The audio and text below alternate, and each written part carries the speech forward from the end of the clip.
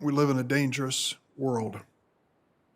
Issues of national security, the worst pandemic, public health crisis in modern times in America, and we are being challenged as to whether there's going to be a peaceful transition of power in America in the presidency.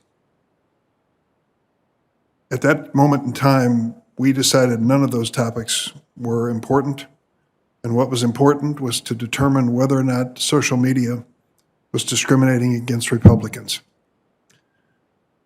It's an interesting question. I think there are more important and timely questions. We have a recount underway in Georgia. We have allegations made by the election officials there, where the Republican election officials, where they have faced literally death threats. We are trying to determine whether or not the social media instruments of America are fair to the Republican Party. I'm trying to struggle with this issue because I want to put it in a context, and maybe I can't. Maybe this is unique. We certainly know what the Constitution says when it comes to free speech, and we know what it meant over the years, New York Times versus Sullivan and others with publications. We certainly didn't suggest that anyone that used a telephone line for nefarious, illegal, banned activity somehow implicated the telephone company into it by its nature. And then came radio and TV, and we had to come up with new rules in terms of, at one time, equal time, fair content, and so forth. And now we have this relatively new mechanism of communicating information, and we're trying to determine what to do with it, whether to treat it like a newspaper publishing or treat it like some sort of a communications network alone. Section 230 is an attempt to do that, and I'm sure everybody finds fault with it. I'd like to ask the two witnesses if they would comment on the historical aspects of this particular debate, if they have any thoughts. Mr. Zuckerberg. Senator, one of the points in the discussion that I find interesting is people ask if the regulatory model should be more like kind of the news industry or more like telcos.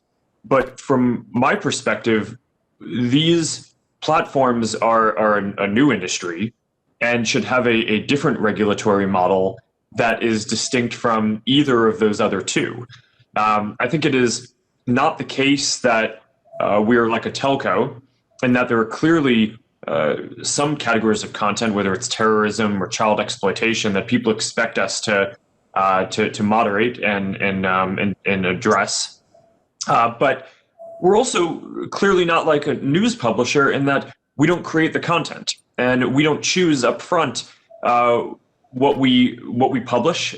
We give people a voice to be able to publish things. So I do think that we have responsibilities, and it may make sense for there to be liability for some of the content that is on the platform. But I don't think that the analogies to these other industries that have been created previously will ever be kind of fully the right way to look at this. I think it deserves and needs its own regulatory framework to get built here. Thank you. Would the other witness care to respond? From a historical perspective, 230 has created so much goodness and innovation. And, if we didn't have those protections when we started Twitter 14 years ago, we could not start. And that's what we're most concerned with, is making sure that we continue to enable new companies to contribute to the internet, to contribute to conversation. And we do have to be very careful and thoughtful about changes to 230, because going one direction might box out new competitors and new startups. Going another might create a demand for an impossible amount of resources to handle it. And going yet another might encourage even more blocking of voices or are what's being raised here, which is censorship of voices and changing the internet dramatically. So let me, go ahead. So I believe that we can build upon 230. I think we can make sure that we're earning people's trust by encouraging more transparency around content moderation and our process of it. I think we need much more straightforward appeals. And I think the biggest point to really focus on going forward is algorithms and how they are managing and creating these experiences and being able to have choice in how to use those algorithms on platforms like ours. Let me get into a specific, Mr. Zuckerberg. October 10th, Detroit Free Press reported 13 men charged Thursday in a conspiracy to kidnap Michigan Governor Gretchen Whitmer used Facebook and secure messaging apps to connect and plot their attack. The group's use of Facebook spans almost a full year. Members began to use the social media platform as a recruitment tool in November 2019, according to an affidavit by Brian Russell, Detective Sergeant, Michigan State Police. Once recruited, members communicated via a secured encrypting message platform. According to news reports, Facebook alerted the FBI about the Michigan kidnappers' online activity several months before the arrest. Thank goodness.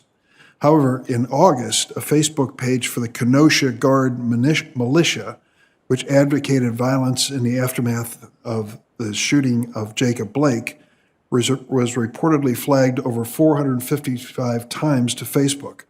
However, the page was deemed non-violating and left up.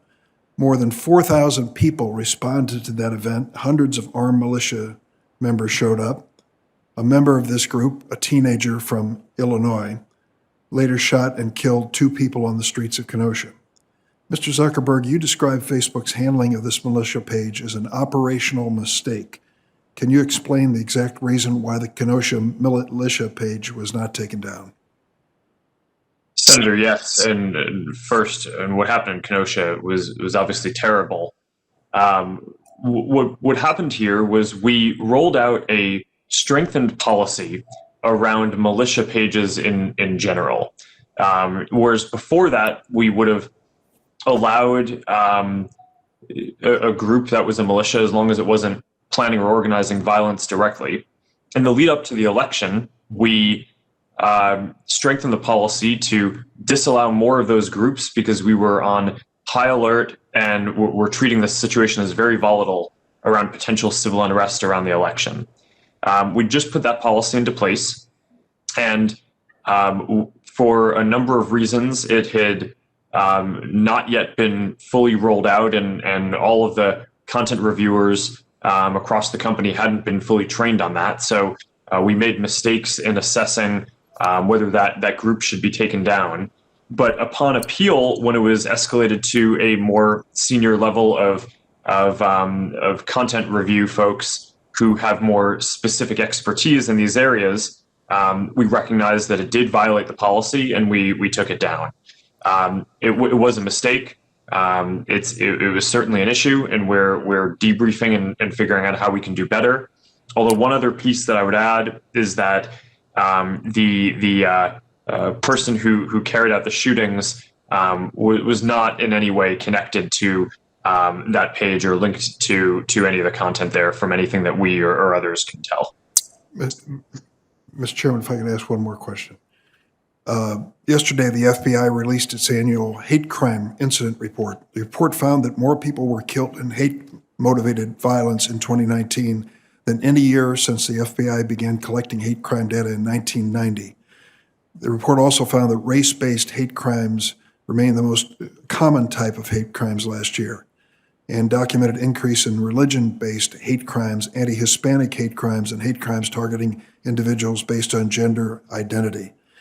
Given these statistics, it appears to me that it's more important than ever for social media companies to combat hate on their platforms.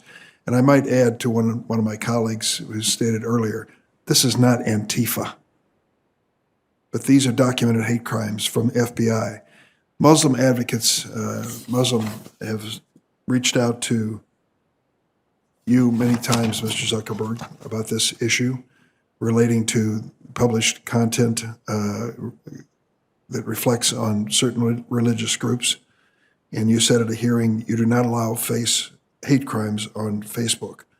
Yet in May 2020, the Tech Transparency Project found more than 100 American white supremacist groups, many of them explicitly anti-Muslim, active on the platform both on their own group pages as well as auto-generated content.